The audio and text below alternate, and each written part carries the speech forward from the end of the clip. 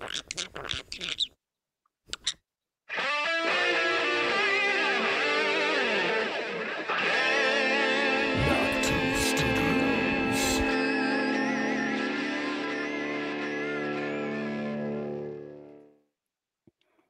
up, everybody, and welcome to Common Censored. I'm Lord America Stirling. First Podcast, and this is your boy Truck Fit Dre. All right, we're gonna get it better. We're gonna get it better. Yeah. Oh yeah, we're just getting started. Just getting started. Yeah. So how's it going, Dre? Bro, I'm feeling good, man. Just feeling extremely blessed. I had like a roller coaster of a day. We were running from tornadoes in Iowa. No way. I had just got finished getting unloaded, and like an emergency alert came through, and I was like, holy shit, are they doing like another secret emergency alert? And it was like a tornado warning. So yeah, bro. So like it was like 45 mile per hour winds. Luckily I had 43,000 in the trailer, so that's extremely heavy. Yeah, I was a gross weight of 75,823 pounds. So I was extremely heavy, and I didn't have to worry about getting tipped over. My arms are a little bit sore from holding the wheel, trying to keep the wheel straight. But other than that, bro, I'm good. How you doing, bro? Not bad, not bad. I'm just imagining controlling that 75,000 pounds. It's a lot of inertia, you know. It is, bro. That's crazy. It is, bro. It gets ridiculous. Oh yeah, hold on. Yeah. Wait up. Yeah, all right, yeah, people. I found some vape juice. No more cigarettes, okay? All right, no more cigarettes. All right, I found vape juice. Yeah, I mean, like I had to replace it with something. Oh yeah, take care of that oral fixation. Most definitely, bro. I thought we might start the show off with something a little bit more lighthearted today, since we've been, covering kind of heavy topics. If you wanted to, apparently Joe Biden has had another falling incident, and this is actual footage of the fall right here. This is real. This is the footage. Don't get it twisted. This is the footage. The big guy.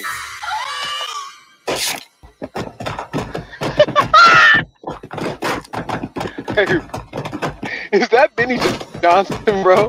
Yeah. I love Benny. I love you, Benny. Yeah.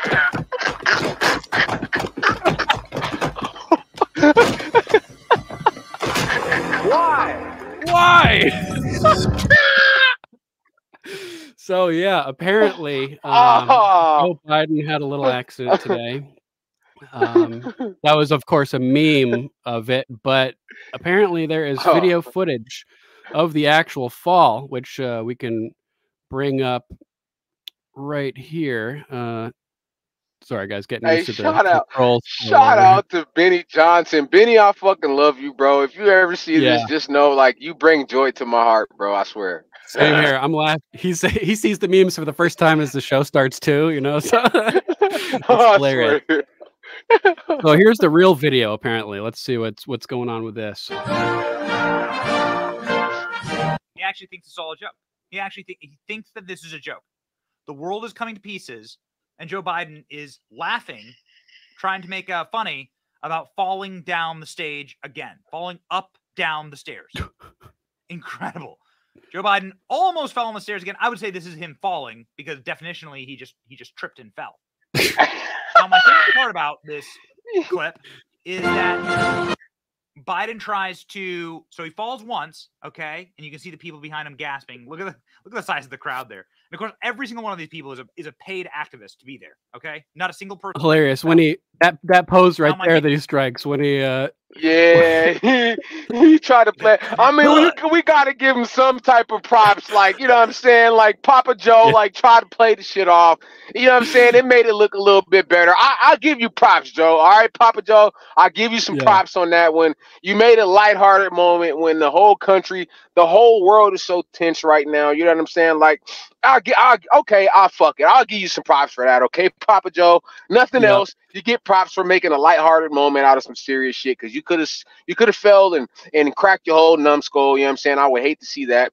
No matter how bad your policies are or how horrible of a human being I think you are, that's not for me to judge you, bro. It's just for me to judge the things that you've done to our country. So I'll give you some credit for that. Otherwise, I think you're still a piece of shit. That's just me. Yeah.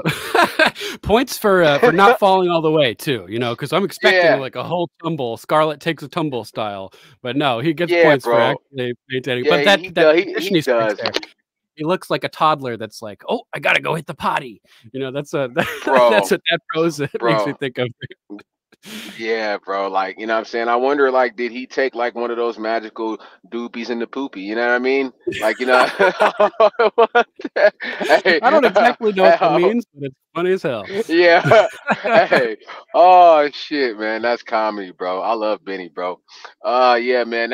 Hey, man. Like I said, at least he didn't like fall and really hurt himself.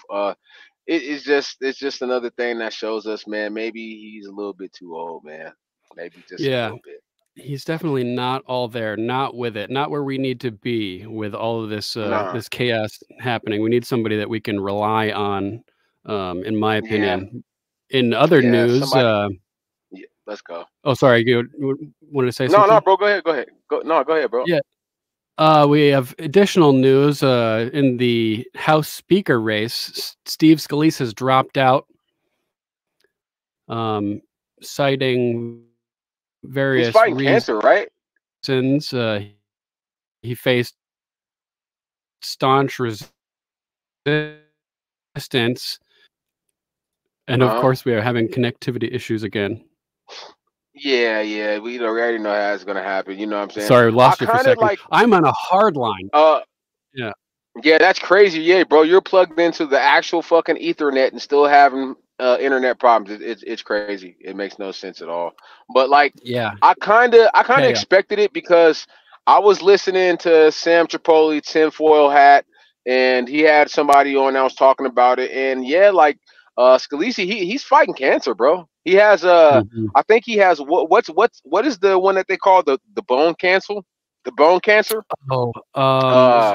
Is it bone marrow? Bone marrow? I don't know exactly what the name of it, but he's fighting cancer right now, bro.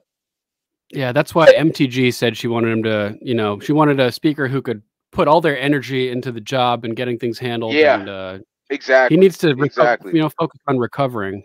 So I kind of agree with that. Yeah, man. Like you can't be going to like chemo treatments and then like trying to travel the world and you know what I'm saying, speaking engagements and then showing up to the house and dealing with all of that stress. It would probably kill him, bro. Like I guarantee you, like the house of the speaker, like I already know, like that has to be like an extremely you're always in a pressure cooker. You know what I'm saying? You're getting pulled from the left, you're getting pulled from the right.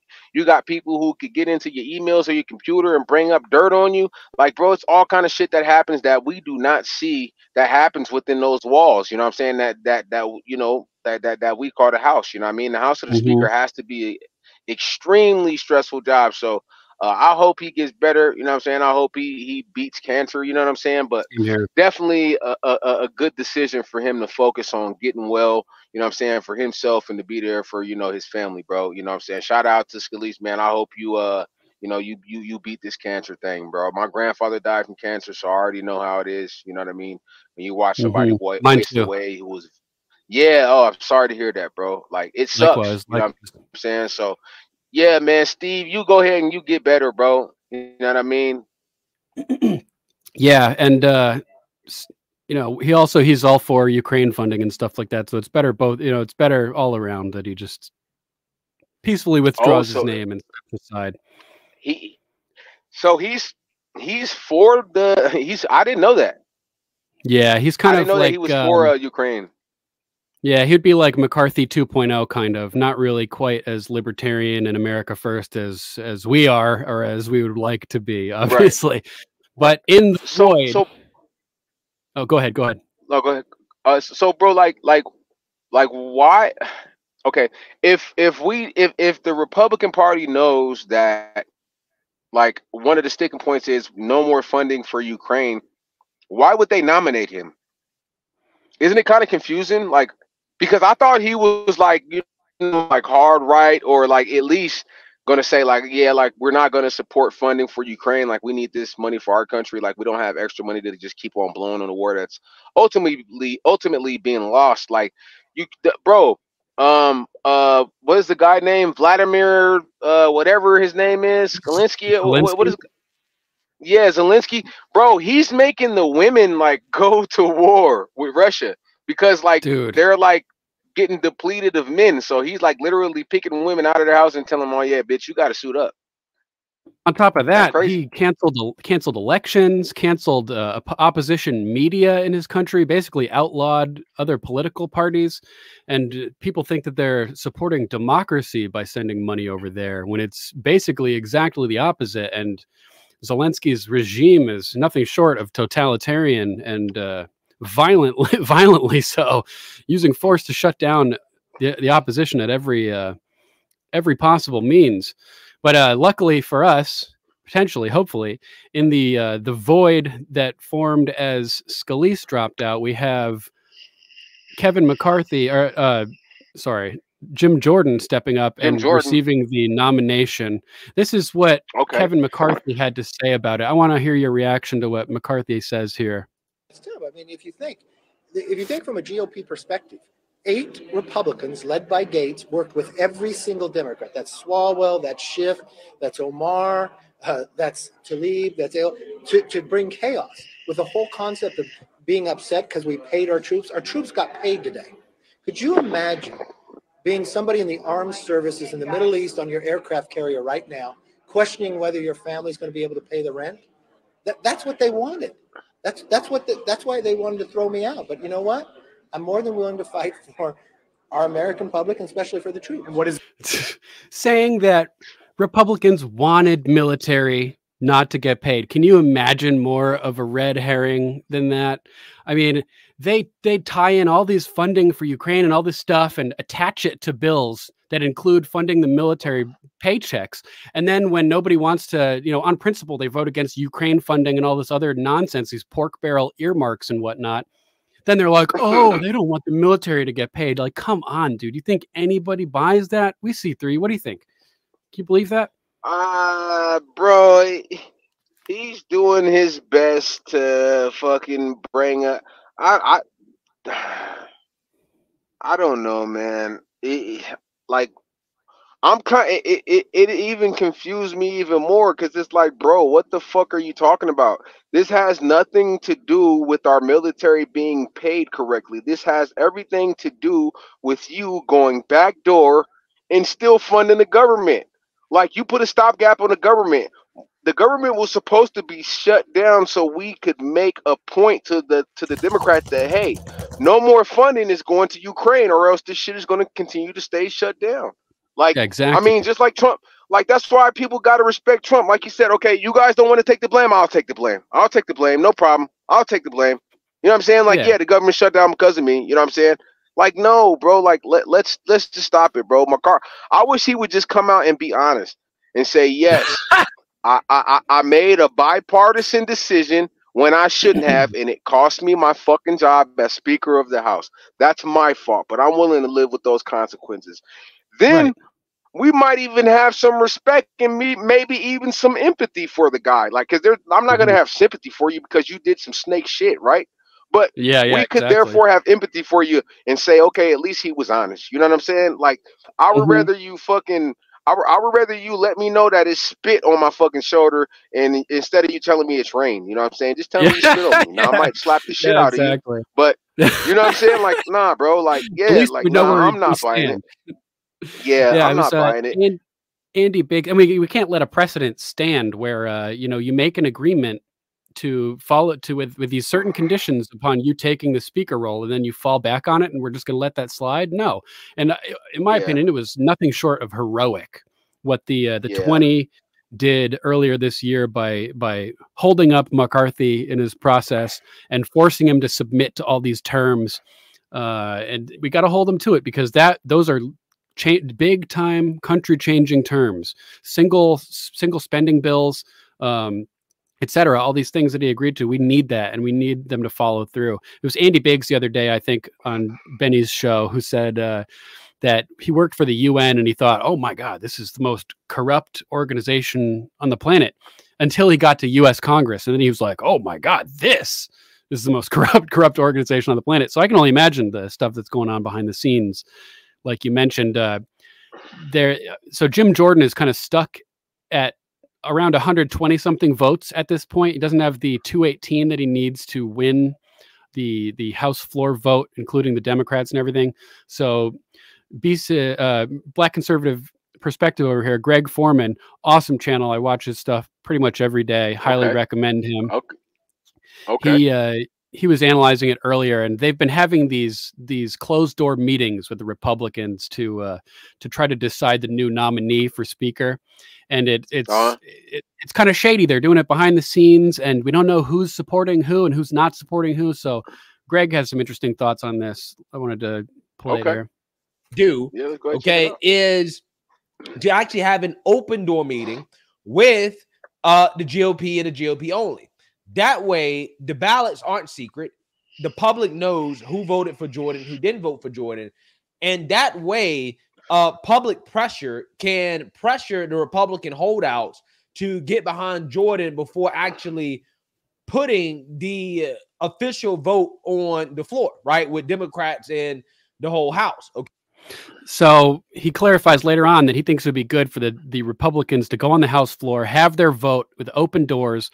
That way we can see who's not supporting Jim Jordan. Because like you said yesterday, there was that poll, I think you mentioned it, there was a poll that showed 94% of Republicans want Jim Jordan as the Speaker. And it's 6% that are off. And Kevin McCarthy's like, oh, 8 Republicans didn't voted with the Democrats. And it's like, dude, you guys in the House, you don't reflect the American position. The Republican people, it's the exact opposite. It's all of you that are against, that are the minority that are representing the minority of the people. The people are with those 8 that went and voted with the Democrats, who voted for logic and consistency and following through with your word. So if they had that vote on the House floor, that means that we know which representatives are refusing to submit to the will of the people and back the candidate that the people want. And I'm a little nervous about Jim Jordan because he's been a little iffy on things, not necessarily like, following through on everything to the fullest degree, but I'm willing to give him a shot. He's Matt Gaetz's mentor, which says a lot. Gaetz is like, he's awesome. He's really good. I pray for Matt Gaetz, bro, because like he's on the hit list. He's one of those guys. You know what I'm saying? I love Matt Gaetz, bro. But he's definitely one of those guys that I see like a month or 2 down the line when we could hear like some weird accident. Like I hope he doesn't fly any jets. You know what I'm saying? Because you know what they do to the jets? They just put water inside of the jet fuel and it makes it fucking go down like within a few hours of taking off. You know what I'm saying? So like, damn. Yeah, I hope that nothing happens to. I hope nothing happens to Matt Gaetz. But I like Jim Jordan. He talks a good game, but sometimes he's a little. You never know which way he's gonna flip flop on certain subjects. But he is a damn good speaker. I mean, Jim Jordan, he speaks with a lot of conviction. Like when he speaks, I listen. You know what I'm saying? Like he speaks to my heart. You know what I'm saying? When I hear him speak, but it's just like, is he a puppeteer or is he really the truth? You know what I'm saying? Yeah, he's running the weaponization of government committee in the House. And how many big tech CEOs have we seen testify since he's taken over that? And I feel like they should be being subpoenaed constantly and made to testify about who was contacting them from the government, who's been leveraging, what the FBI's role in the censorship of Americans through big tech has been. And it's a crazy situation. Anything else you want to add about this topic? Not really, bro. I just, like I said, man, I sometimes like most of the time when I hear Jim Jordan speak, he speaks with conviction. I believe what he's saying, but based upon the way he votes, if you look at the way he speaks and you look at some of his votes, it makes you a little bit iffy. You know what I'm saying? I know I think that he will do a better job than McCarthy. You know what I'm saying? I bet you that. I know when it comes to funding, Ukraine, like Jim Jordan's totally against that. If he, okay, this is how I'll say it. if he comes out and he shuts the government down, you know what I'm saying? If he's part of that vote that shuts the government down because of, you know, no funding to Ukraine, I fully support him. But if it comes to some shit where he does what McCarthy does and then he caves in and he votes for the funding of Ukraine, then we got to get rid of his ass too. And I think that he should have the same agreement as McCarthy had. If you do some shit that's against what we vote as a conglomerate together, then you got to get the fuck out of here. Absolutely, I like that. Plain and simple. And we need to have our people, the people of the United States, the actual citizens, pressuring our congressmen to make the right decision here. Everybody should be calling their representatives, saying, "Vote for Jim Jordan. If not, vote for Trump." You know, and interestingly, Trump was, you know, he was floating his name, saying that he would take the position short term to be a uniter, bring everybody together. Right. But I think he might be a little bit hesitant because he doesn't want to lose a vote and have that tarnish his reputation. And then simultaneously, it's good as leverage, because if he's out there like, well, I'll just, you know, I would take the position, but only for a short time. You know, it's like pressuring the left, like, oh, well, we don't want Trump, so let's you know, let's just get Jim Jordan in there and you know, see how that goes, because Trump would be worse. So it's kind of good to have Uncle Trump in the background. And could you imagine if the squad had to walk into the house and look at Donald Trump's face with that fucking gavel in his hand? That gavel would look like a fucking like Thor's hammer to them, bro.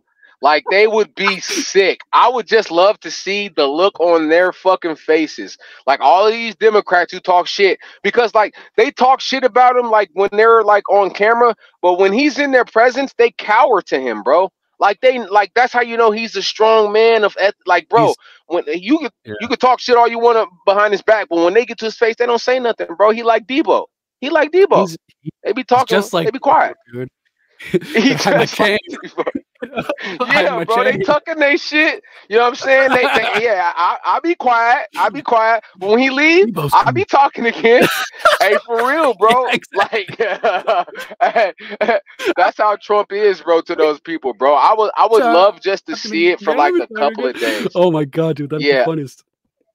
That would be comedy, bro. I would love to see that shit. He's an alpha. You ever see the time that he met Putin in person? And he grabbed his hand and he brung him like, he drags him in. And he and he pulled him in like, yeah, come here, motherfucker. Let me let you know who got the bro, like on the cameras, like when you're watching it live, like I watched that whole thing live, you know what I'm saying? But like when they slowed it down, and whose channel was that on, bro? Because it was a short. It was a short where they had like the music playing in the background, and they slowed it down, and the guy was talking, and he was like, if you pay close attention, look at what happens when he shakes Putin's hand. And he totally let that motherfucker know, like, yeah, you might be ex-KGB, but I'm the boss right now, bro. It totally changed the whole spirit of the meeting, bro. That's when I knew right then and there, like, okay, yeah, we got a real leader in the White House, bro. You know what I'm saying? And Stephen Colbert's out there saying, Trump is Putin's cock holster, as if Putin is running Trump. Did you see Putin's face when he got pulled in? He was like, oh, he was surprised for a second. Yeah, he was surprised. You know? Yeah. He didn't expect that. Yeah, Colbert says Trump is Putin's cock holster. I say Colbert is Pfizer's cock holster. Did you see that whole vaccine dance that he did with all his, you know, the vaccine girls and the cheerleading it on and everything? You're Pfizer's cock holster, dude. Yeah, get the fuck out of here, bro. And I used to like that guy, bro. It's like, I don't like when people go too left. Yeah, like I'm gonna be honest, bro. Like, if you're too far left, you're too far gone. I can't fuck with you.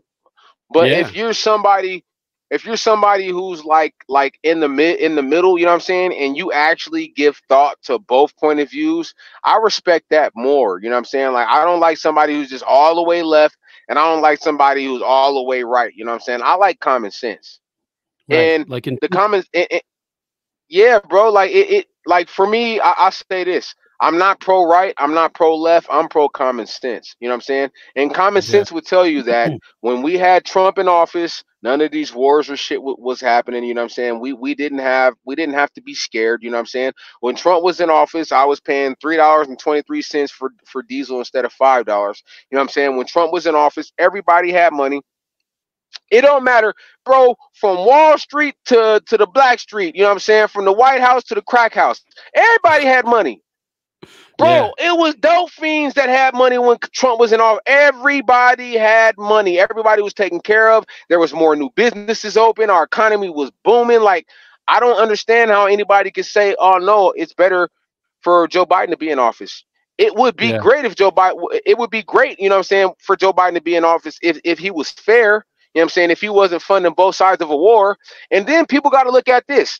What else happened simultaneously as the same day as the attacks happened on Israel? What happened that same day? Hunter Biden's gun charges got dropped, bro. There you go. The same day. Yeah, it's just like nobody's talking about it. Exactly. When he got charged, it was like he got charged, and then the next day Trump got charged, and all the attention went off of Hunter onto Trump. You nailed it, dude. They're like, this is all part of the scheme. It's like, bro, this dude was high on crack, went and bought a gun, lied about it, realized they were on to him, and dumped it in a fucking school. Like drugs and guns in the school zones. It's an automatic 5 years. I can't remember. I think it's like an automatic 5-year sentence or something like it's an automatic prison sentence. There's no leeway or none of that shit. You know what I'm saying? So like, and his charges get dropped, and now all we're talking about is, are we going to go to World War III?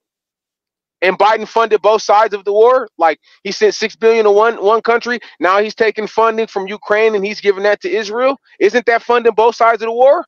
And all we're talking about is, everybody's afraid, are we going to go to World War? But nobody is talking about, hey, this guy went and purchased a gun while he was on crack, lied on the application, dumped it in a fucking schoolyard trash can. They found it had his prints and DNA on it, and now the gun charges are dropped, and he's not going to go to prison. Yeah, and even worse than that, just like the whole the trend of Biden receiving money from other countries and then advocating for their positions as vice president. Like getting money from the Burisma and then immediately promoting Ukraine gas policies as in his official capacities, acting as a foreign agent without being registered. That's jail time too. You know, this is all so corrupt. And then he had the audacity to go on stage during the debate and lie about it. Looked right in the camera. He's the only one making money. What are we talking? China? China, my son, no, he didn't. My son never received any money. Then it turned into, well, yeah, we never talked about his business. Okay, big guy. We know you never talked about it, big guy. And then, we never talked. We talked, but not about, like, I was never actively participating. Then it's like, oh, you were on the conference call, right? And he's like, yeah, but, you know, it just, like, they keep changing the goalposts every time they talk as they get more and more exposed. Yeah. And this whole war situation a little bit further.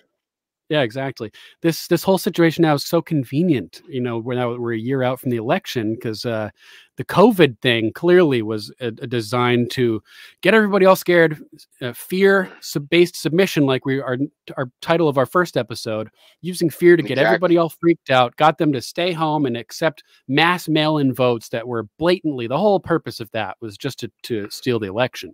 Now it seems like this whole conflict is to interfere with the election again. It's like all these vectors of attack that they're coming from, trying to get him off the ballot legally because of his charges, trying to put him in prison, starting wars, doing all kinds of stuff. There's new pandemic stuff happening. I mean, that's kind of hit the back burner at this point too, but they're not talking about it so much. Yeah, that's another thing. We're not hearing about, COVID cases are going up. We ain't hearing about that shit no more. You know what I'm saying? And when you talk about Trump being taken off the ballots, bro, he like, as we speak right now, I think he's only on the ballots in like 36 states. I think like 12 states have literally taken him off the ballot. Literally. Wow, that's crazy. I haven't heard that. That's bro. Like literally, like I think he's only on the ballots for like 36 states. So like he's actually formally been removed from the ballot. But like everybody's like, yeah, it doesn't matter. We're gonna mail in. But the thing is, the mail-in ballots, they could get real iffy. You know what I'm saying? We don't know if George Soros is gonna pay off for everybody to go count the ballots and trade it one that says Trump to Biden. Yeah. Speaking of mail-in ballots, We have a story in Connecticut that popped up in the past few days. Did you hear about this? The Bridgeport, Connecticut election. What? Biden's Democrats were busted in Connecticut, admitting that they didn't even know the laws for mail-in ballots, and they were just counting ballots that had no signatures on them. And this woman didn't even know the laws, and she was in the morning, hat tip to Hizzy, who Lou is friends with, George, for the info. But listen to this woman talking here. This is a couple weeks ago we had video of a different lady, I believe, dropping off. She got a fucking bag of ballots, bro. Yeah, exactly. And she made multiple trips. Holy shit! She works for Bridgeport. She was in, one of the Democrat officials. And then we have this lady testifying in court a couple days ago. And listen to her testimony here, because it's unbelievable. If she doesn't go to jail for this, then the country is over, basically. And were you aware that the Secretary of State says that an outer envelope, the endorsement of the town clerk, must show the date, the precise time the clerk received the ballot, and the clerk's signature? You aware of that?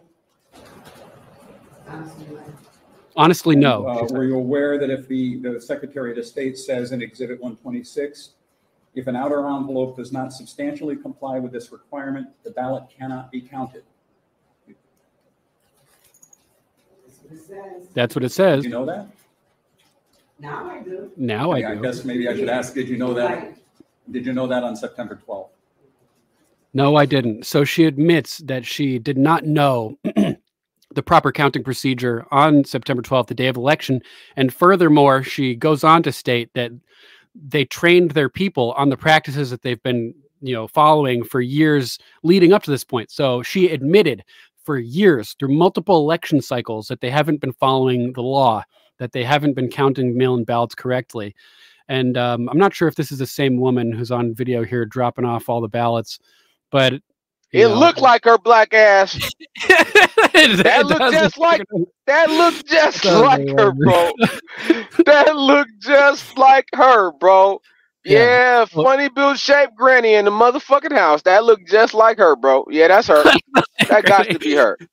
So interestingly, this was not the final election. This was a primary, a Democratic primary election that this took place with. And the mail-in votes were obviously rigged, which differed from the tally on the voting machines. Gomez, the guy who lost, was winning on the voting machines, but the absentee vote tally, which they seem to have stuffed, allegedly. Right. Before everything's proven. This is just blatant election fraud. They're shoving it in our faces. They don't even know the laws. Who hired this person? How did this person get involved with this? It's a disgrace. This is just unbelievable. And this is Connecticut. This is not that far from me, which just makes me even more aggravated. Close to the he's house, man. It's not like they don't know. You know what I'm saying? I believe, and what's so crazy, I believe both sides are complicit because I believe both sides know. You know what I'm saying? I believe both sides know. I believe that the Republicans and the Democrats actually team up together more than we think. A lot of this shit is just theater. Oh yeah, but absolutely. It's like pro wrestling. Yeah, but then you do have, some people like Matt Gaetz who are, really about their shit. Yeah. You know what I mean? Like I believe there's good and bad in both parties. You know what I'm saying? Like, like, bro, there's some people who are really about their shit, who really support the cause, who really want to do their job and support the American people, you know what I'm saying, and make this a better place for us and our kids, you know what I'm saying? And then you have the ones who just don't give a fuck. You know what I'm saying? Give me as much money as you can give me, and I'll support whatever you tell me to support. I don't care. You know what I'm saying? But you're selling out your people. It's almost like money is your God. If you're willing to do something unethical, as far as like you're putting people's lives at risk, you're putting people's livelihoods at risk, you know what I'm saying? Like if you're willing to do that for $1, then money is your God, bro. Money is your God. Like, Yeah, and if money is your god, then like you'll sell me down the river just like you sell anybody else down the river. Like I don't fucking want to be involved with you. I don't want you in control of our country. And I wish it wasn't like this, bro, to where we have people that are inside of politics, bro, that literally make policies that that change our country, that changes the entire fabric of our country. These people are all bought and paid for. Like that is extremely uncomfortable. And I think that there was a Warren Buffett said, you know, he said I could change everything in politics. And they said, how would you do that? He said, I would make it to where it was illegal for all corporations to stop giving money to fund politicians. It would change everything. He said, but they would never do that. And it makes sense. It makes total sense. If you stop these guys from being able to take big dollars from corporations and say, no, you could only get money that's money that's funded by the people. You know what I'm saying? So American also, that means exactly individual donors, like Matt Gaetz was saying. You know what I'm saying? Y'all can take them big donors, but we're gonna do the grassroots, and we're gonna take donations from the people. You know what I'm saying? Matt if they did it like that, nailed it. You know what I'm saying? If they did it like that, bro, it would put half of those fuckers out of business. It would be no incentive for them to be in politics no more. But because if you could be Pelosi and come in worth 500,000 and now you're worth hundreds of millions of fucking dollars, then why not? Why not? Yeah, why would I not want to take this money from these big corporations? If you dumbasses aren't going to stop it or say anything about it, then I'm going to keep on accepting money. It's almost like we can blame them for being wrong, but we really can't because we're allowing it to happen. Yeah, and it's like a self-fulfilling prophecy, a self-perpetuating system, because they put in so many regulations, these lawmakers, that it stifles economic production, stifles competition, stifles innovation, stifles production, and prevents the economy from functioning as it should, and being as successful as it is. And so when people are prevented from being able to operate in businesses the way that we're guaranteed to under our Constitution, they try to get into Congress so that they can get special privileges and behind the scenes type deal making that it wouldn't be necessary if we could operate the way we're supposed to be able to operate with our businesses and with our individual freedom and with our right to choose how we how we spend our money and how we operate our businesses. The amount of red tape, it prevents so many jobs from being made. The amount of and regulations that people have to go to.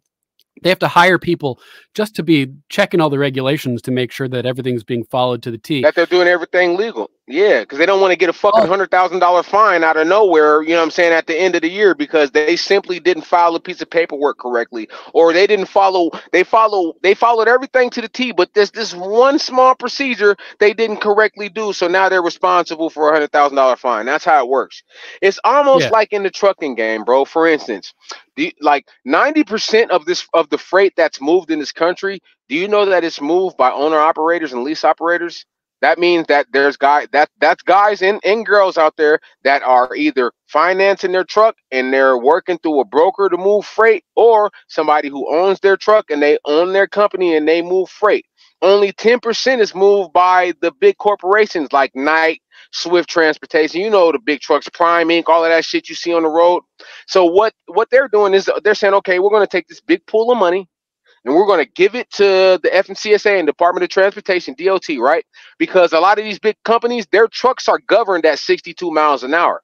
But I'm a lease operator. So if I can blow by you doing 75 or 80, what does that mean? I'm going to get to my delivery and I'm going to get to my drop off at least 2 to 3 hours before you, right? More money. So they're taking this big, right. So they're taking this big pot of money. They're giving it to FMCSA and the DOT, and they're saying, hey, we want to be able to compete with these owner operators and these lease operators because they're getting to all of the freight quicker. They're making their drops quicker. They're selecting loads quicker. They're taking up most of the freight. We want to be able to compete with them. So we're going to give you guys $1 billion if you guys come out and say, yeah, it's unsafe and we need to put speed governors on all trucks to where they can only do 65 miles per hour. Talk about it's all competition. Freedom. It's all competition. It's all so now, you know, like OIDA, which is basically the truckers union, you know what I'm saying? It was a big truckers group that was started by truckers, and it turned into like, I don't know if they got like 1 million members, right? And they enforce policy by their vote. Like OIDA was like behind President Trump, you know what I'm saying? And so they've been going up, and they've been talking to Department of Transportation and FMCSA at these big meetings and letting them know, like, if you slow trucks down, it's not going to do anything but cause more congestion, right? And with more traffic, what else happens? There's more smog that gets emitted into the air, right? Yep. You know what I'm saying? Yeah, like these climate global warming. You know what I'm saying? Those climate activists, they go out and block streets, and it's like, dude, you guys are only causing more emissions to be sent up in the air by blocking streets and blocking traffic. Are you thinking this through? You're supposed to be against smog and, you know, for the climate. Hey, bro. Hey, when you get on I-40, I-40 it takes you from one part of the country to the other. You get on I-40 when you go through Arizona, when you go through New Mexico, when you go through Texas, when you go through Oklahoma, when you go through Missouri on I-40, you can do 75, 80 miles per hour. Guess what? There's never really accidents, right? And when there is, you move along quickly, right? And you get from one part of the country to the other part fast as a motherfucker, bro, and there's no congestion. That's why if you ask any trucker out there what their favorite highways are going to be, they're going to tell you I-10 and I-40, because they all run through Texas, Oklahoma, Arizona. All of those states you could do at least 75. Oklahoma, shit, you can do 80. So there's no traffic congestion. So if you slow all of these trucks down, what do you think is going to happen? Dudes is pulling 30, 40,000 pounds on their back, and you're slowing them down to 55, 60 miles per hour. It's not going to do anything but cause more congestion. But because you have these big companies like Estes who just purchased Yellow, you know what I'm saying, for $1.7 billion. If you think they got that money to buy Yellow, so basically Yellow is a company that was open for 100 years. They went bankrupt. Estes came and they bid it for all of their contracts, all of their equipment, and all of their depots for $1.7 billion. If they got the money to do that, don't tell me that they ain't got 25, 30 million to throw at these politicians and to throw at the FMCSA and the DOT to make some of these ridiculous rulings come about. Securing it's the same thing in politics. Exactly. Yeah, it's so brutal. It's the same Interestingly, thing. Yeah. Speed limits. A lot of these speed limit laws are prima facie laws, which means that they're more like suggestions, effectively. And people are when you get a driver's license. Yeah, we'll talk more about it in the future. But when you get a driver's license, you're basically agreeing to follow these as the terms of your driver's license, and you know about the right to travel. Driving, the right to travel. This is the household good. It was given to me. I did not purchase this. Yeah, the driving has a commercial connotation to it. Like so when you're operating your truck, you are driving because it's part of your job to actually be transporting freight. Whereas most people who are just traveling from point A to point B, going from their house to work to the store, they're just traveling. They're not using their car for commercial means. Like an Uber driver is driving. If you're just driving to work, you're not driving, even though you're going to work with your car. Yeah. You're traveling. So my friend Adam Kokesh got arrested in Arizona for not driving with a license and with no license plate. And he actually beat it in court, setting a precedent that you can drive travel in your automobile without a driver's license to operate a motor vehicle. It's been upheld repeatedly by the Supreme Court throughout our country's history. You have a right to travel in the common mode of transportation on public streets. Pretty interesting stuff. Moving on, is there a topic that you wanted to talk about tonight? What topics did I want to hit on, bro? I know that there was something that I had seen. Let me see. It's been a crazy day, bro. It's all good. I can bring something else up while you're finding it if you want. There was hold on. Let me go. Sure. Cause I actually, when I see stuff, I just take screenshots of it. And nice. Here, where's my screenshots at, bro? Oh yeah. So the U.S. says that North Korea delivered 1,000 containers of equipment and munitions to Russia for the Ukraine war. Oh, wow. Little rocket man. Okay, Kim Jong, what the fuck is going on, bro? Like, yeah. So I was actually surprised to see that. It's almost like, where does North Korea come in? Like, so, like, is it like North Korea, China, fucking Russia, like Iran, like they're all allies now? Basically, yeah. The BRICS nations, they're, you know, it's pretty crazy. How did India maybe with them too? Okay, bro, I gotta ask you this. Now, like those are like Russia, Ukraine, Iran, China. Those are like the fucking scary guys, right? Do you actually? Sorry about that. Excuse me. Do you actually think like? I'm just kidding. I'm just messing with you. Okay. Do you actually think like with those countries together, like that's like, I think that's like kind of like a crazy motherfuckers who are like willing to die for what they believe in. You know what I'm saying? Do I like it? No, but yeah, do I like it? No, but you know, you got to respect it. You know what I'm saying? Do we still have a military advantage over them, or like or have they like kind of like overtaken us because like all of these evil powers are just like fucking like together and in cahoots together now? Like, have we lost our military advantage to these guys? It's hard to say. Biden and Obama did everything they could to destroy our military. We've sent a ton of our munitions overseas to Ukraine. We lost $80 billion of gear, or 7 is the admitted number. But it's cheaper just to leave it there. Yeah, nonsense. Oh my God, dude. Yeah. So, but the thing is that we don't really have the full picture with public knowledge. From what I understand in my research, there are things going on behind the scenes that nobody knows about. There's a secret space program. They've mastered anti-gravity propulsion technology by the mid-50s. There are directed energy weapons and spaceships that use anti-gravity, and you know, like the Tinley Park lights, the Phoenix lights, these sightings of these giant triangular craft with lights lining the triangular base. These are our crafts that we've built, that we've had since the 70s, probably.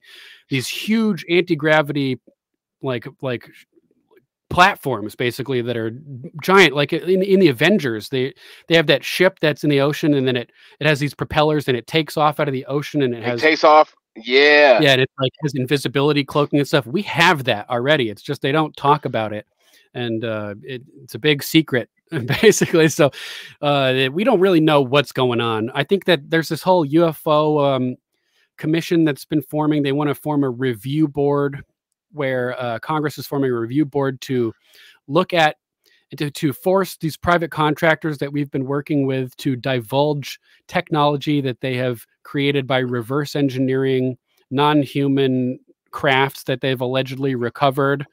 Right. You know, we've supposedly had this type of stuff for decades. And from my understanding, there's effectively what people call a breakaway civilization between the military industrial complex, where they have all kinds of stuff that we just don't have. They're like decades ahead, and we get the scraps decades later. Right. So like there was an interesting oh, go ahead. Oh, my bad, bro. I just had to cut off the truck running for you. Oh no, it's all good, dude. There was a UFO hearing by Dr. Stephen Greer a couple months ago, a press conference that he held, and he had a series of high-level military whistleblowers from the Vietnam era until current era. And there was one story that particularly stuck out to me, where this Marine, I can't remember his name at the moment, but he was on a mission in Indonesia, I believe, and something was happening, and they took a crew of guys, Marines, and they crossed over this hillside, this kind of mountaintop, and they look down, and there's a black circular saucer craft that's like graphite black with these angled shiny sides, and it's hovering over a platform with trucks that are loading things onto the craft. And out of nowhere, guys get these Marines at gunpoint and disarm them, take the Marines by surprise, take their guns away. They're chattering about like whether or not they're going to kill them. It's guys wearing all black with American accents who have high-speed gear, like advanced military technology that didn't exist at the time. It was 2009, and I think it was 2009, and they had like iPhones that were like super advanced stuff that didn't even exist. I think it was 2009 when the iPhone was first released. So the implication is that this technology was already in the possession of some private contractor that was doing black ops missions in Indonesia, allegedly trafficking humans in UFOs. I know it sounds completely insane, but if you go to hold on, bro, where in the fuck do we find this? I gotta see this. What like what was this on, like the Tim Ross show? Like, where was this at, bro? It was a public press conference held by Dr. Stephen Greer, who founded the Organization for the Search for Extraterrestrial Intelligence, SETI, in the early 90s, and he founded the Disclosure Project. He's got a collection of over 3,000 whistleblowers, I believe, who have been providing all kinds of information over the years, and they have all kinds of sworn affidavits and whoa, all kinds of stuff. I'm pulling up his channel right now so we can show everybody where to go to find that, because it is a crazy press conference. That's crazy, bro. That is nuts, bro. So, all right, so like while we're, bro, do you believe in like have you like tapped into like the flat Earth shit and like like have you ever heard of like Admiral Byrd and shit and like his diary talking about, you know, the undiscovered lands, you know what I'm saying? Yeah, I'm writing a book series right now. I mentioned it to you briefly. It's an epic saga. Sir. I'm 1,700 pages into it. It's called The Core Saga, and it's basically an encapsulation of 15 plus years of research that I've been doing into, you know, there's deep politics, which is like conspiracy theory type stuff, and then there's deep archaeology, where there's all kinds of similar stuff that evidence around the world that's being suppressed systematically by academia and institutions like the Smithsonian and governments. Evidence that there was an advanced global civilization that spanned the earth. Pyramids everywhere from China to Cambodia to Greece to Egypt, Mexico, Guatemala. Pyramids everywhere. Australia. They're finding, you know, like, and, you know, from the Incas, they use golden death masks. To the Greeks, they use golden death masks. To the Egyptians, they use golden death masks. They've all these similar, you know, like all around the world, there's stories of a global flood in all these different unconnected, supposedly, cultures. So my story talks about Admiral Richard Byrd in 1947. Yes, and sir. It's all about hollow Earth. I think that there may be an underground, you know, all these cultures have legends of the underworld. Xibalba, the Mayans, the Duat in Egypt, the realm of Hades in the Greeks. Everybody talks about the underworld, and it's a dwelling place of gods. And, you know, it seems to be, it's possible that there could be rooted in some type of truth, but we'll get more into my story later. But here, I'll bring up this press conference that I found. This is Stephen Greer. Dr. Stephen Greer. Yeah, he founded SETI, the Disclosure Project. Okay, I've seen. Okay, that's who it is. Okay, all right. Yeah, you've seen him before for sure. Yeah, I've seen him. Yeah, is the Marine that had this crazy. Decorated infantry battalion in the entire. You guys get a chance, I highly recommend going to Dr. Stephen Greer's YouTube channel and watching this press conference from start to finish. It's 3 hours about, and there's a variety of people giving wild testimonies. This guy from Dr. Greer's Vietnam, groundbreaking national press. Yeah, that's the one. Guy from Vietnam, another guy, this guy, the Indonesia incident, this guy who had some crazy experiences with the military, and his dad's private contracting business got shut down because they saw something they weren't supposed to see. This guy, Eric Hecker, he was like the chief fireman in the Antarctic base that we have. One of them, and he discovered that this array of sensors that they have over like 40 square kilometer transmitters, and the sworn affidavits that he's delivered to the Senate, I believe, he says that it functions as a directed energy weapon.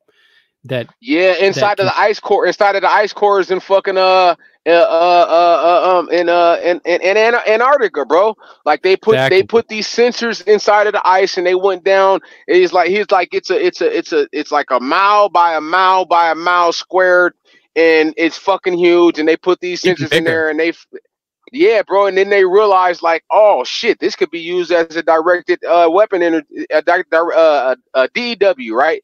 And then they said that he said like for sure that it caused like some natural disaster and some like he started naming the countries and shit. Matter of fact, he was on the Sean Ryan show.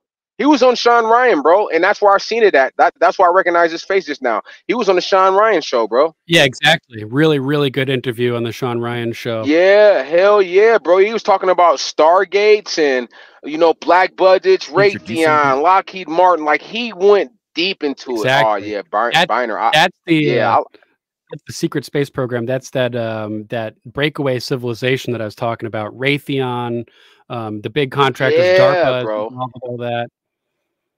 There's this video from CBS from 2011-ish interviewing Michio Kaku, the famous Japanese physicist, and he's openly talking about. Yeah, he's cool. I remember he did a video about an invisibility cloak that they had developed like 15 years ago, and then that video got scrubbed. Have you seen the YouTube video where the cloak just runs up on the fucking tank, boom, takes a guy out, shanks him, throws him off, opens up the lid of the tank, gets the fucker. Have you seen that video? No. Sounds crazy. There is a video. There's a video where I don't know exactly what country it was or whatever, but it was our military, and you just have these guys just rolling down the street, fucking blowing shit up, bro, like fucking cars, all kind of shit, and you just see like something real grainy run across the screen, and then it grabs a person, throws him off of the fucking top of the tank because he was operating the machine gun, like hits him with the knife, fucking shanks him, throws him off, opens up the lid of the tank, goes inside, grabs the dude out, then throws a fucking a hand grenade inside of the fucking tank, closes the lid, blow them bitches up. The tank keeps on rolling, and then you see like this like little grainy, like it looks like the background of everything else, but you could just see like the faint like outline of a human being, and then fucking the tank just blows up inside, and it just keeps on rolling, and he jumps off and he gets the fuck out of there. I said, bro, what in the hell is this? Yeah, that's bro, crazy. It is. Yeah, bro, it's nuts. It's nuts. That's as a matter the type of thing that we're contending with here, because there's all this advanced technology that's secret that these people have developed, and they're withholding to maintain a tactical military advantage. So when you ask the question, like, have we lost military supremacy to Iran and Russia and China and stuff? I don't think so. I think we have, you know, satellites in space equipped with giant rods that could just shoot rods down and destroy Beijing if we wanted to, without any nuclear radiation, just from kinetic force, crazy stuff like that. Like this video here, they're openly talking about how scientists use lasers to create rain and to create storms. If with this directed energy weapon in Antarctica, they could shoot an energy beam into the ionosphere, heating the ionosphere, creating a vortex around the heated air, which causes a hurricane. And then they can, by changing the position of the beam, they can steer hurricanes. They can create hurricanes. They can harness existing hurricanes and steer them. There was a time when Trump was in office a few years ago, and there was a hurricane off the coast of Florida, and it was like destroying the Bahamas. And the speculation at the time was that whoever's controlling these weapons was telling Trump, you got to vote for this you got to pass this legislation. Otherwise we're going to destroy Florida with hurricanes. And so these people, LBJ said in the 60s. Yeah, they may have held Trump hostage with weather weapons during his tenure as president. That was a prominent theory going around among people that sources that I have.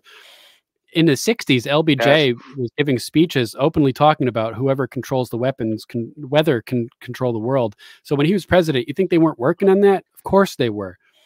So they're talking about fires and climate change and all this stuff. They've got technology to create hurricanes, and then they can be like, oh, the climate's going crazy because of carbon dioxide. So they're creating, it's a problem, a reaction, solution paradigm. They create a problem, they instigate a reaction, generally fear, and then they offer the solution, which they created the problem to lay the path for in the first place. They do it over and over and over. And the solution makes billions of fucking dollars. Yep. The solution makes billions of fucking dollars. Yeah, exactly, so this is bro. the playbook. Hey, so bro, if you type in, because you can share the screen and shit, yeah, y'all, like they got my laptop, it ain't working tonight. I don't know what's going on. Yeah, so, yeah. bro, What do you look, want if me to you find?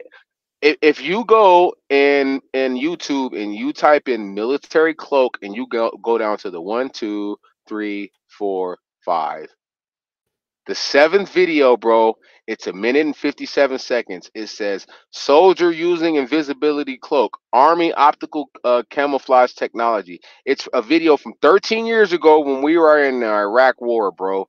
And you will clearly see a fucking tank going down the street with the Humvee just fucking knocking shit down. And then you just see this figure. It looks almost like a ghost, but you can barely tell he's there because the light, what it does is, I guess, like it like wraps around this material, so like it camouflages with anything that it's around, but you can still see like the faintness of this thing. And then they put a red circle around him, and bro, you're gonna see he grabs a motherfucker off the tank, gets him out the way, you know what I'm saying, opens up the lid of the tank, throws a fucking grenade in there, closes that bitch, blows it up, clears it, and then fucking you just see him go to the Humvee, do his thing, and then he gets out of there. It's so crazy, bro. And this is for 13 years ago. Yeah, that's around the time when Michio Kaku was making that video about the invisibility cloaks. Is this the right one here? And it says, what the hell is that? Yep. All right, here we go. Here we go, people. This is an exclusive, okay? Look at that shit, dude.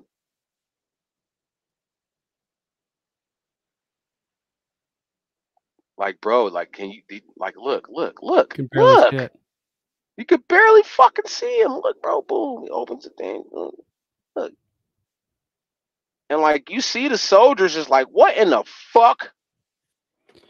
And, look, it's going to slow it down. Boom. He gets on top of the tank.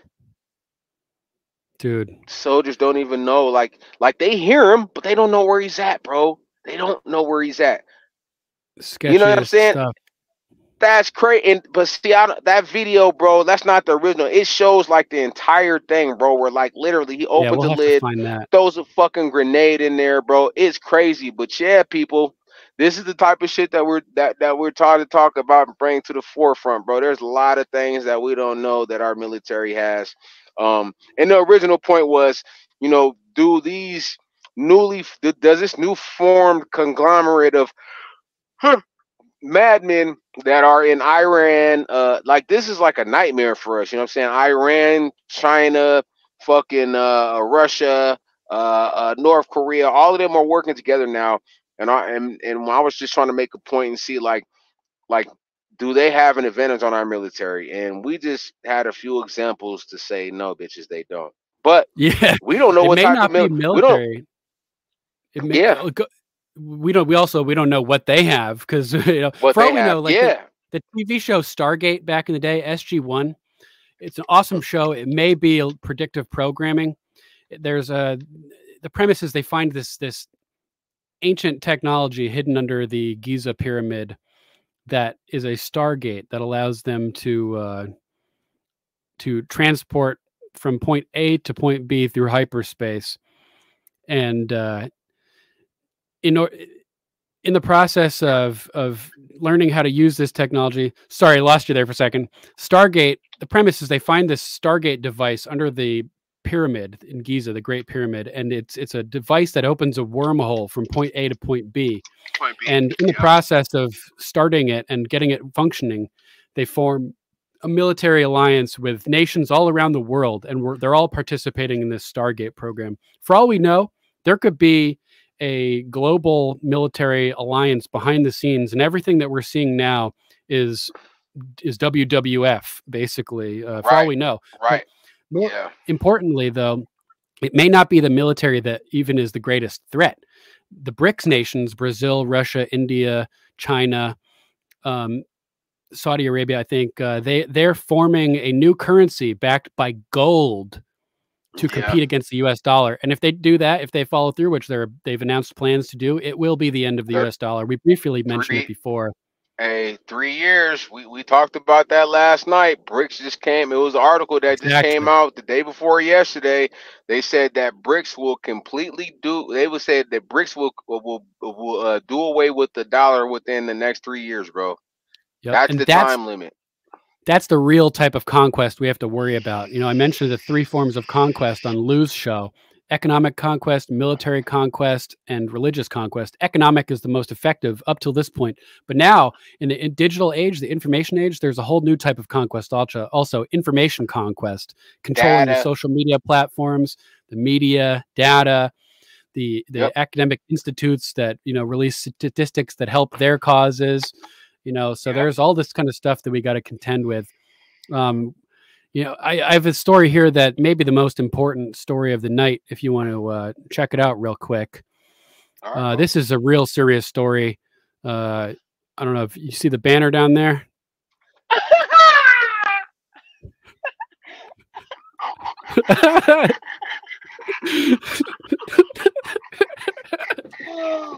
We've had they had her like fucking. It was, I don't know. It was like the infrared camera, and you seen the gas. Yeah, and he's got it here.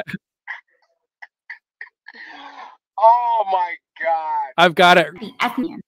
Oh, lost you. All right, back. And to ensure that horrors do not happen in the names of victims who do not want their tragedy used to justify further violence and injustice. Right. So whoa. What do you think? You think that was legit? You think that really happened, or do you think it was like a coffee table sliding on the desk? Nah, bro, that bitch farted, bro. I know what a poop sound like. You know what I'm saying? I know. Okay, that wasn't a fart. That was a poop. Like, she pooted, bro. That was a shark. I know what a fart and a poop sound like, bro. And she was trying to hold that motherfucker in.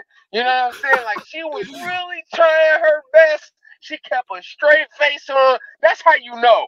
That's how you know that it was a real fart, because she kept a straight face the whole damn time. She did not skip a beat. Good job, ALC. You nasty funky bitch. You know you did that shit. Like, I can't wait till somebody ask her, Mr. Oh, there we go. That's the one I want to see. This shit is comedy, bro.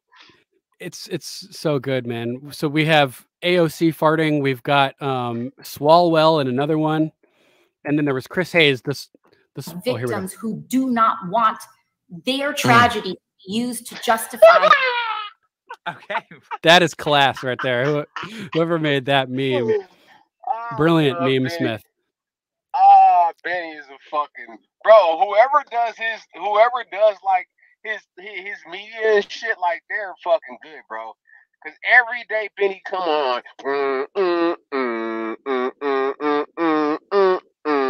Bro, every time he comes on, bro, it just gives me joy, bro. That shit is hilarious, bro. He has the best memes there, bro.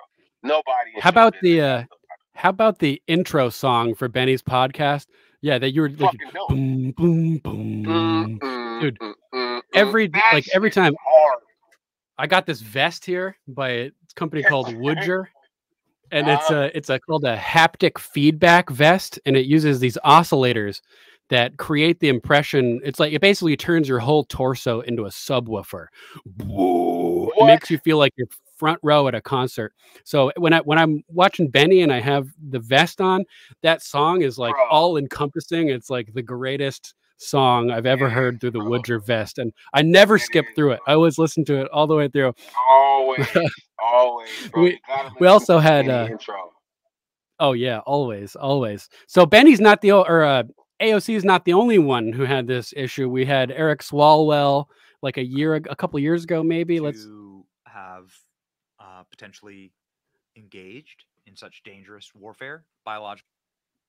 Let's see. Sustainable renewal in his shoulder of to ask the Ukrainians to help him cheat an election. And the complaint that I've heard from no, that was a fart.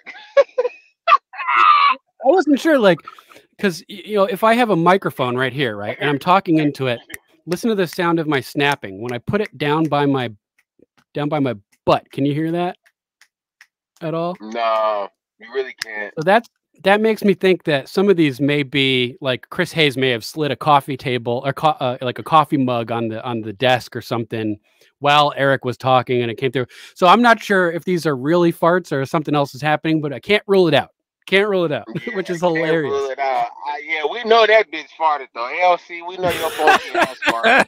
You look like you constipated. You and the whole squad, Ilhan, Ilmar, all y'all bitches look constipated. We know y'all be farting. Let that shit on out. You know what I'm saying? It is what it is. Girls don't fart, dude. I don't know what you're talking about.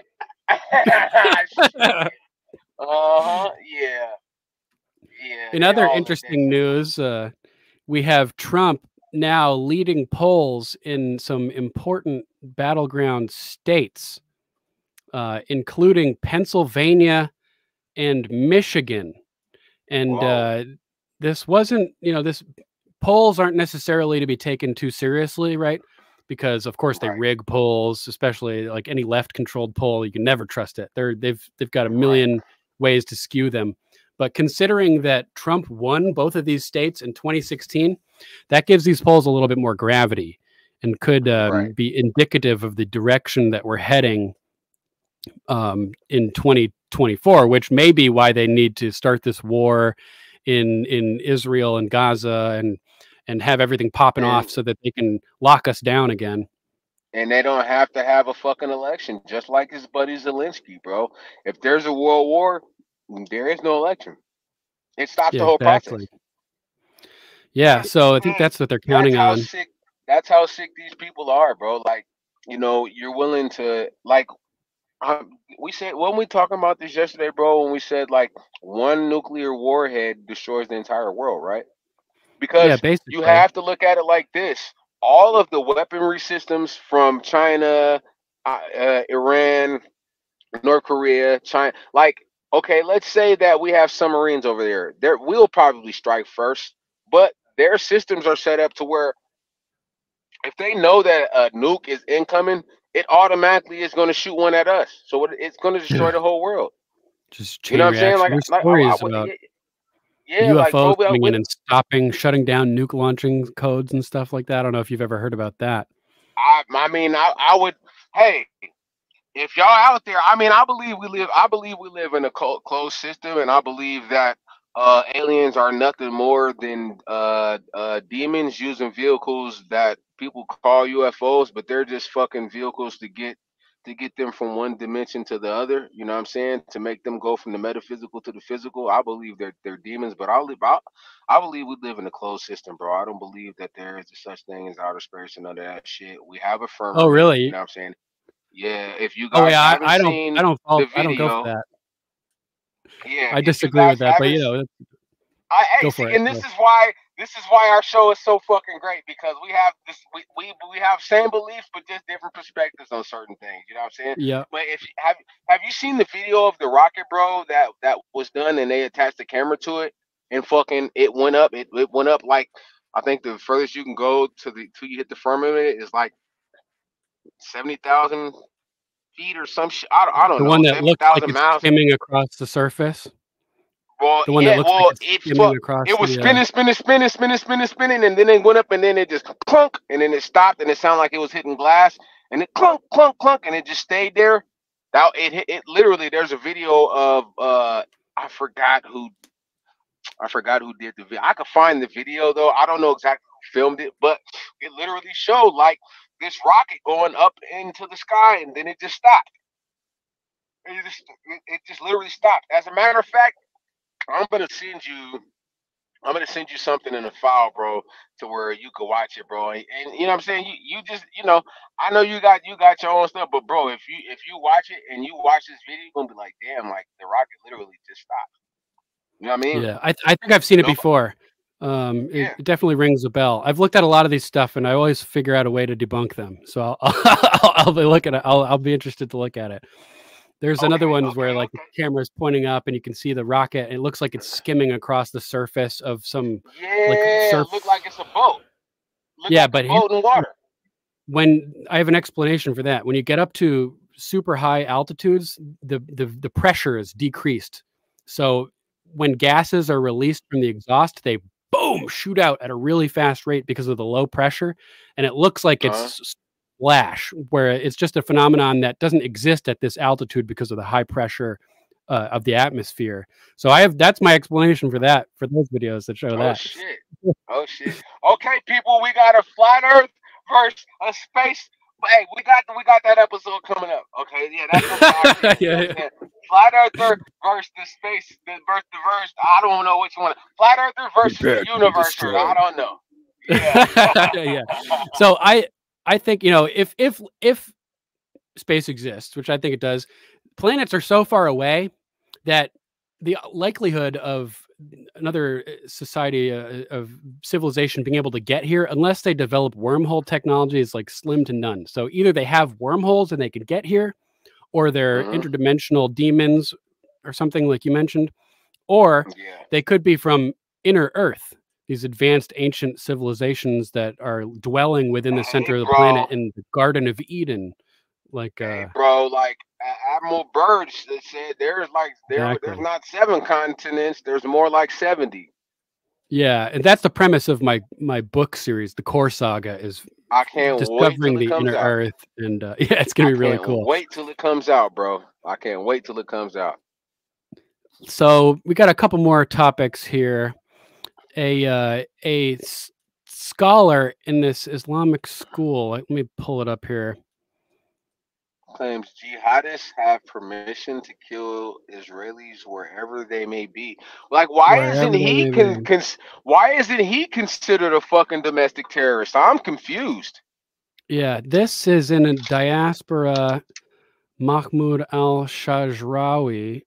I'm not sure where exactly this is, but he basically issued a global fatwa, which is like a Muslim death warrant for Israelis all around the world. So that's something we're going to have to contend with. Not necessarily the greatest news. No, it's not. There's bro, do you think like some of these people do you think that some of these people are paid agents to go out and say this crazy shit? Because they want to make Trump supported, they reprogrammed. Like, what the fuck is that supposed to mean? Like Hillary? You know what I'm saying? Like, what does that mean? Like, we gotta reprogram these people. Are you gonna put us in concentration camps, right? So yeah. It's like, okay, it seems all coordinated. Like if somebody like us could get on YouTube and we're just talking about, you know what I'm saying, how we feel things are going and what's wrong and what's right and what we think, and you can say, oh, he's a domestic T word. I don't even want to say that word. That's a scary word. That's a scary word in the motherfucker. But you know what I'm saying? He's one of those people, right? It's like, well, if you have people coming out and saying like the Palestinians deserved what, you know what I'm saying, or the Israelites deserve what happened to them, it's like, well, why aren't they considered a domestic terrorist? Like fucking women and children were killed. Yeah. At concerts. Has to be universally condemned. Yeah, bro. Yeah. Like, you know what I'm saying? So I feel like that's more of like a domestic terrorist than anything. You're literally coming out and saying that women and children deserve to fucking die because of an ideology. You know yeah, it's like, insane. It's insane, bro. It needs to be condemned on both sides. It doesn't matter who you are, Israeli, Palestinian. If you're targeting non-combatants, it's evil. And if we're willing to target non-combatants to win a war, is it worth winning a war if we're willing to abandon our principles in the process? Have we even won in that case if we lower ourselves to the, you know, the worst qualities of man? And it's pretty crazy. And, you know, while we're on this topic, we have the Israeli forces storming into Gaza to conduct localized raids. So things are escalating over there. Continually as we speak. They're sending in armored vehicles and doing all kinds of crazy stuff.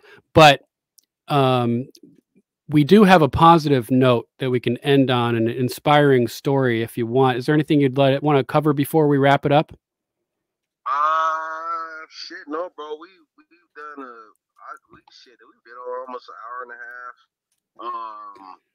And I'm sorry, people, like I'm laying down right now. It's just My back is a little bit sore. It's all good, man. I've been holding the wheel all day. Just want to put some relief on my back for a second. I apologize. It might be a little bit unprofessional, but you know what I'm saying? It's just, I gotta. It's the substance that matters over the style. You know, don't ever judge a book by its cover. It's the info and the substance that matters. You know, if the sound quality is a little messed up or whatever, like it shouldn't be a big deal. I know people complain about that, but information is more important than the presentation, in my opinion. Although we're going to make this show sweet. Just wait. This is going to get real good. But we do have a real positive story that we can wrap up on. A hero setting an example for everybody else. We have GOP rep Corey Mills rescuing people from Israel. We have he was doing the same thing also during the Afghanistan debacle. He went in there after Biden abandoned everybody in Afghanistan and was saving people in Afghanistan. And he's doing the same thing here now. He was on Benny Johnson earlier today. Let's take a brief listen to some of this. It's really good. If you're an elected official, at minimum, your job, yes, is to protect our Constitution against all enemies, foreign and domestic. But it's also to make sure that we protect the freedoms, the rights, and the lives of American citizens. And I'm not going to sit on my hands if Joe Biden is not willing to step up. And I'm more than happy to do his job. And so far, I'm happy to say that we've rescued over 77 Americans. Wow. That's 45 the second day. We are continuing to fight. We're continuing to go through there. Sorry, guys, for the commercial. This is inevitably going to happen when we're doing this type of thing. People can say whatever they want, right? My method or how we're doing it, but I can tell you right now, it is Team Mills, 77 Americans, and Team Biden, 0 Americans. Boom! Let's go. Mic drop moment, dude. Corey Mills, this guy is an American hero. He's smuggling people in taxi cabs over there in plain sight because nobody would ever suspect. Go. Taxi cab. Let's oh my God. Go. Let's go, right? This guy, he's doing the work that Biden is supposed to be doing. I just wanted, hats off to this guy. Make a movie about that fucking guy. Holy shit. Seriously. And he's still young enough to start himself. Yeah, bro. Yeah, that's this amazing. Is the type of thing. The news, it'll cover divisive topics and violence and stories that are designed to instigate fear, to put us all into submission, turning neighbors against one another, waging psychological warfare to eliminate trust in communities and trust of each other. Black people are trained to think that white people hate them. White people are trained to be scared of black people. Everybody is designed. The system is designed to turn us against each other, divide and conquer each other. If we had real media doing real work, they would be covering stories that are uplifting and providing hope. And so that's something we want to do here, is not just talk about the negative stuff, but show that there are good things and there are good people who are taking action and standing up and doing things that need to be done. And this guy, I salute you, Corey Mills. Most definitely, man. Corey Mills, man. Work. You know what I'm saying? Don't let nobody out there tell you guys that the American dream is dead, because I'm living the shit. You know what I mean?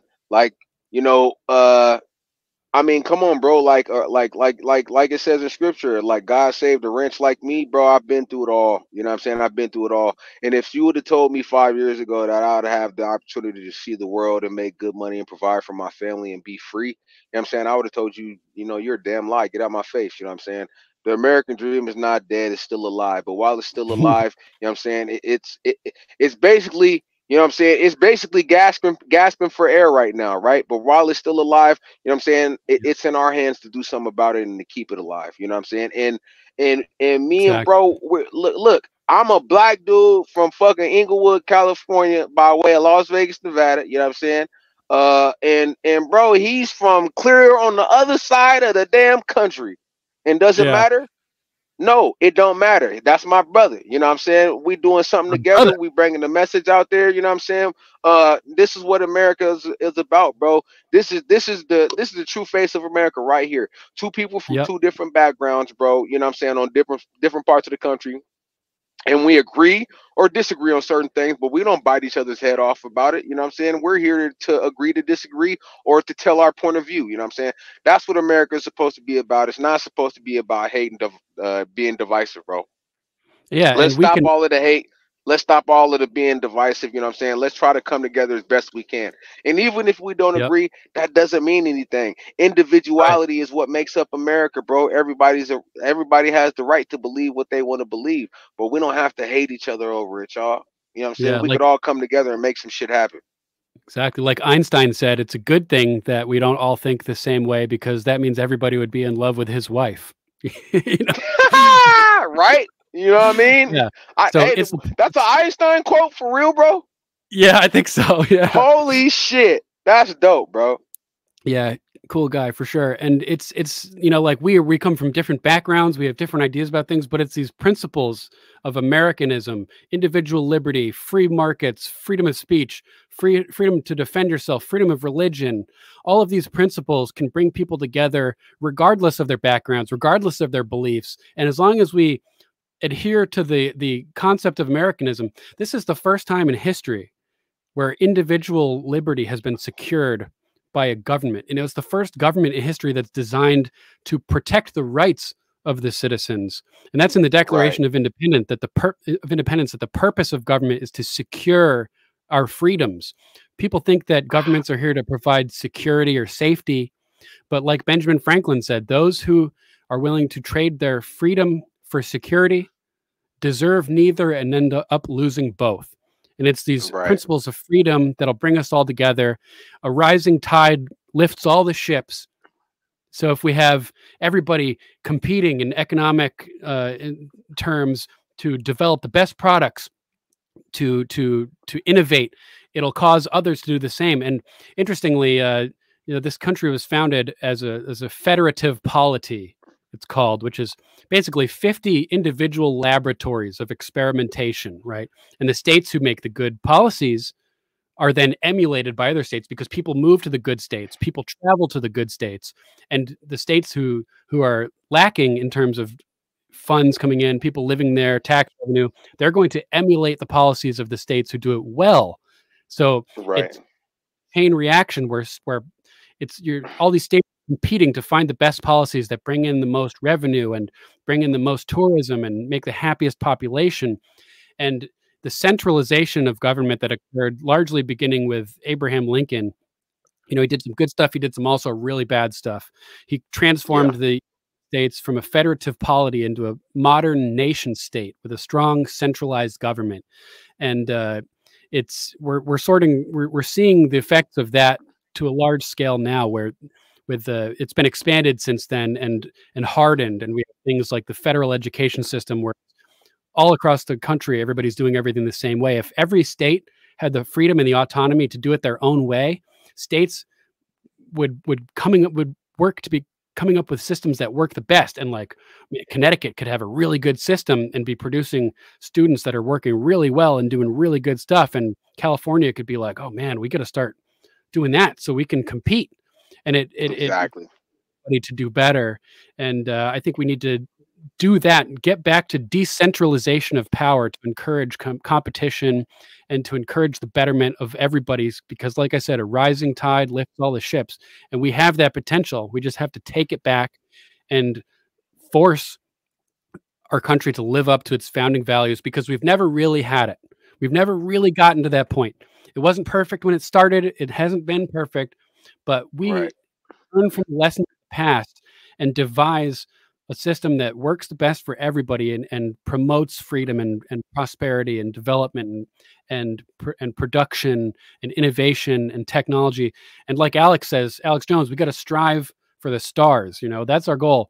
We don't believe in them, but this is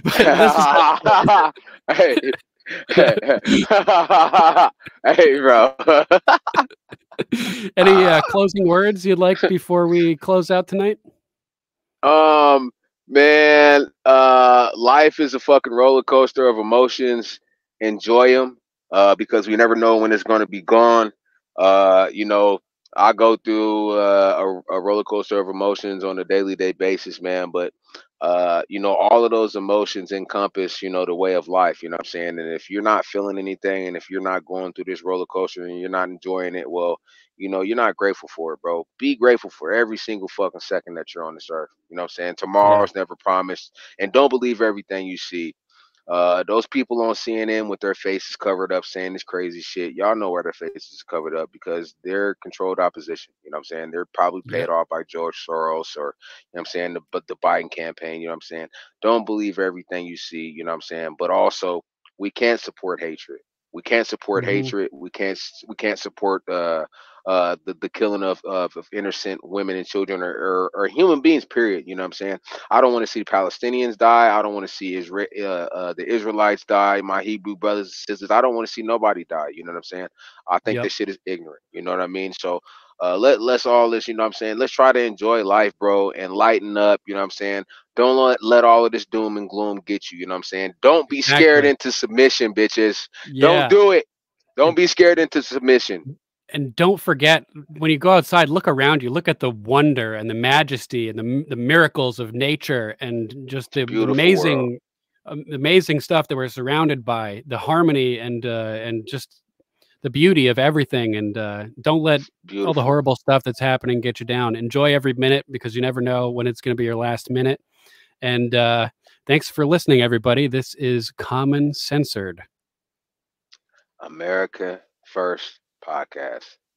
I'm Lord Stirling. It's your boy Truck Fit Dre, and we'll be back up soon. Out this bitch. Yeah, we gonna see y'all tomorrow. Yeah. All right, bro. Good night, everybody.